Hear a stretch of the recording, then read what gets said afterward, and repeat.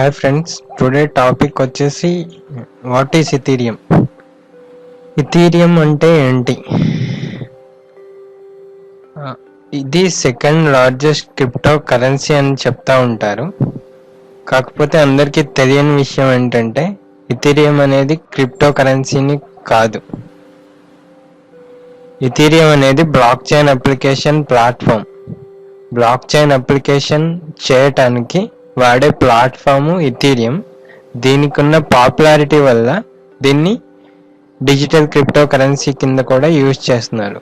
కాకపోతే చాలా మందికి తెలియంది ఏంటంటే ఇది క్రిప్టో కరెన్సీ కాదు, ఇది ఒక అప్లికేషన్ ప్లాట్ఫామ్.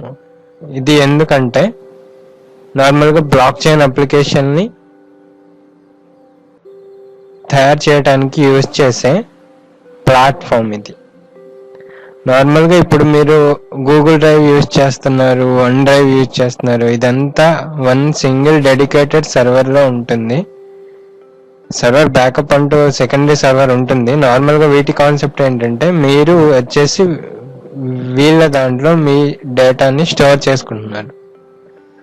ఈ సెంట్రల్ సర్వర్ క్రాష్ అయితే మీ డేటా మొత్తం పోతుంది. ఇది ఓవర్కమ్ చేస్తూ వచ్చిన టెక్నాలజీయే బ్లాక్ చైన్ టెక్నాలజీ. సో ఇక్కడ మీ డేటా ఎవ్రీ నోడ్లో సేవ్ అయి ఉంటుంది. అది డీసెంట్రలైజ్డ్. దీనికంటూ particular server point of server ఉండదు. Decentralized systems don't have single point of failure. ఇలా ఎందుకు జరుగుతుంది అంటే ఇది నెట్వర్క్ని ఫామ్ చేస్తుంది.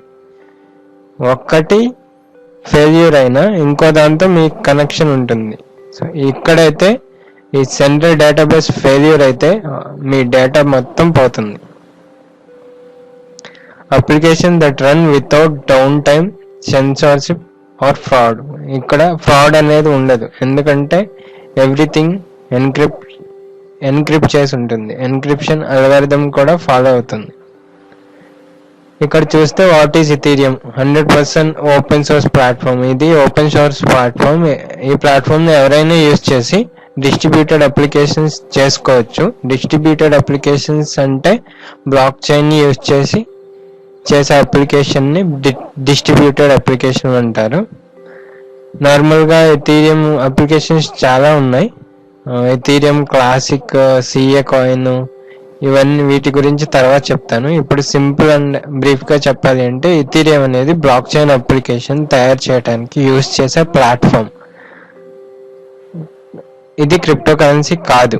కాకపోతే దీనికి ఉన్న పాపులారిటీ వల్ల ఇది క్రిప్టో కరెన్సీగా యూజ్ చేయడం జరుగుతుంది.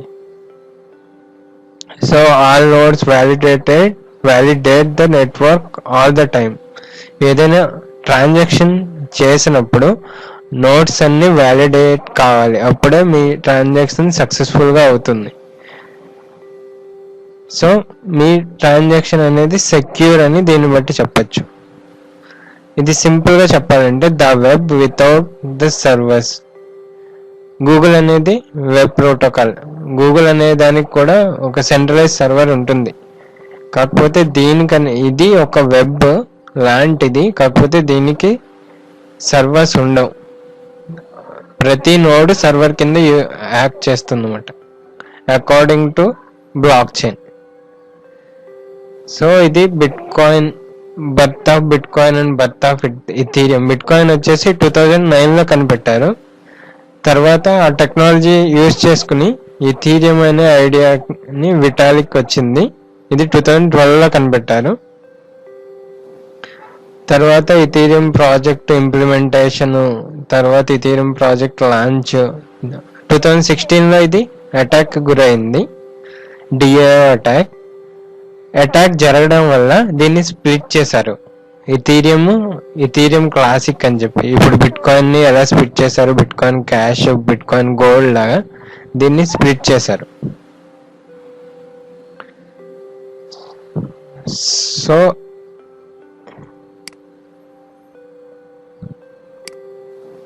ఇది ఇథీరియం వచ్చేసి. సో అందరూ తెలుసుకోవాల్సింది ఏంటంటే ఇథీరియం అనేది క్రిప్టో కరెన్సీ కాదు, ఇది బ్లాక్ చైన్ తయారు చేయడానికి, బ్లాక్ చైన్ అప్లికేషన్ తయారు చేయడానికి యూజ్ చేసే ప్లాట్ఫామ్. సో నెక్స్ట్ వీడియోలో ఇంకో కాన్సెప్ట్ చెప్తాను. సో సబ్స్క్రైబ్ అవ్వండి. ఏదైనా డౌట్స్ ఉంటే కింద కామెంట్ చేయండి.